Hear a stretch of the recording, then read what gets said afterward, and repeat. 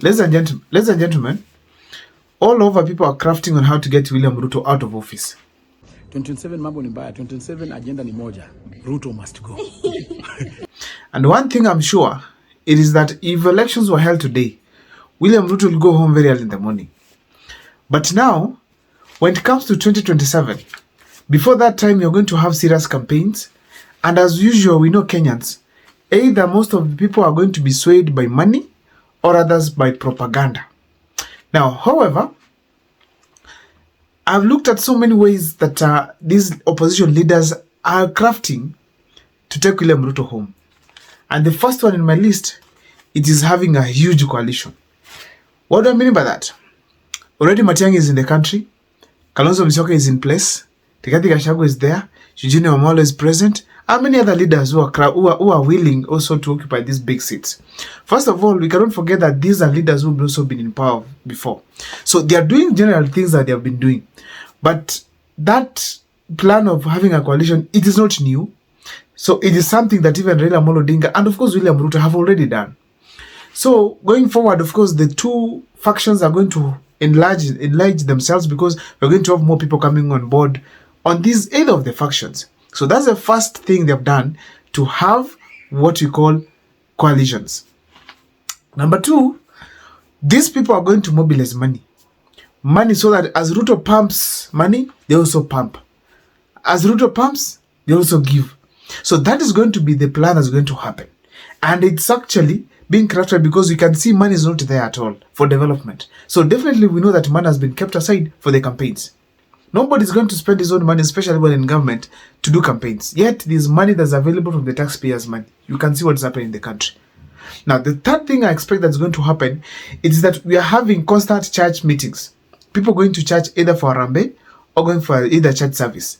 And whenever that happens, they are given platforms by the pulpit, at the pulpit, so that they can be able to speak to Kenyans. And the media does not forget because it gets this information to the people of Kenya. So those are plans that are happening. Now, there are so many other plans, but before I take you through the rest, if this is the first time you're watching my videos, thank you so much, ladies and gentlemen.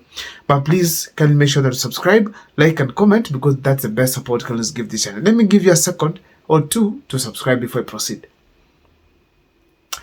Thank you so much for subscribing. Now, after exhausting these methods that I've mentioned, we are able to sit down and assess which one of these is going to take William Ruto home.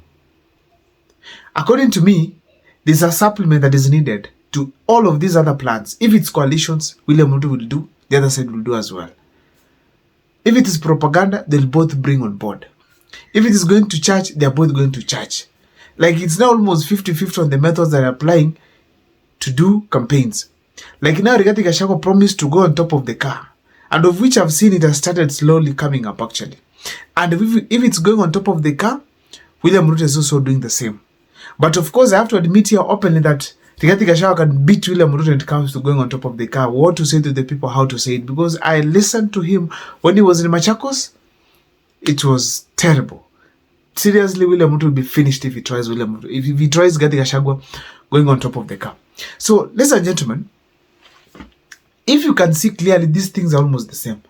What is this that Rigathi Gachagua and his team with Matiang'i have to do to ensure that at least they have taken William Ruto home? There are two things they have to do. First of all, you have to admit that they have to be together. Whether it rains or not, they have to be together to face William Ruto in 2027. That's the first thing. The second thing, the mountain has to be united against President William Ruto. It has to be united. The third thing, Uhuru and Gachagua have to speak same language. If they don't, they have divided the mountain. And once that happens, then we are halfway taking William Ruto home. Actually, let me say 60% William Ruto is going home. So those things have to happen. Why do I say, before I proceed to the next deadly stage, why do I say that Mount Kenya has to be united? It's because William Ruto and Raila Amolo Odinga are taking back the country to what we call the tribal voting blocks. And that is what they know best. To avoid it is very difficult, considering that just a few months that we've had people talking of being tribeless. So therefore, if they are going to bring that game, therefore the opposition also must craft a way to deal with them. So what are they going to do? If the mountain is united, then that means William Ruto is going to seriously strain, because already there's almost 80 million votes against him. Because if these people decide to vote, they give you a block and that is it. And that is what can take William Ruto home. So therefore, the first thing, the United Mountain against William Ruto. Now, after the United Mountain, the fact is that they must have the right candidate. The right candidate, it is the most popular one amongst the people, and more specifically, the youths. If your candidate is not popular with the youths, there's going to be a huge division of votes, more especially towards the opposition side. So therefore, they must conduct proper survey, not by just verbal agreements, because it can bring conflicts. They conduct a survey that rates the candidates according to their popularity. And as a result, they pick the best one out of what you call the youths and the people who want better governance. They can also use other factors like your previous record, particularly on development. Because what you're lacking as a country right now is development that is not there at all. Thirdly, insincerity within the government. So we need such factors to be taken care of. That is how you're going to win some faction of the people who are soberly going to vote in 2027. Because if you bring an option that does not have an idea, then people are going to opt for something that is not good for this country.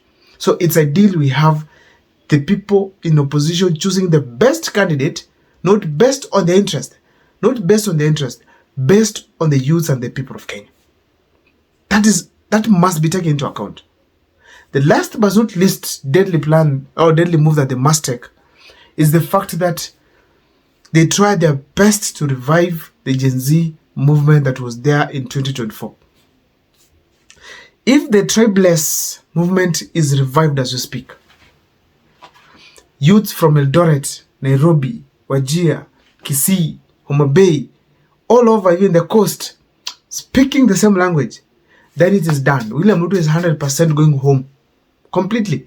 Because the number of youths in this country, if they decide to vote against someone, then William Ruto will go home very early in the morning. That person is going home. And actually, if they revive this group or this movement, this spirit, it is not just for voting, even for campaigns. They can be able to make something viral very fast, push their candidate, and even contribute for their candidate in case there's a shortage. So this group is so unique. Also, this group is going to choose the best out of those leaders who are there. Why? Because they had conditions like better governance, someone who has been corrupt-free, so many good things for this country. So if these people are taken care of, then that means that William Ruto is going to go home very early in the morning. And Kenya, it's not just William Ruto going home. And Kenya will have a good president because this president is going to be voted in by very sober people, educated, people who know exactly what is best for this country. I don't know what's your take, but let me see in the comment section what you think can take William Ruto home very early in the morning. See you next time. For more videos, my name is Abel Mukwa. Please don't forget to subscribe.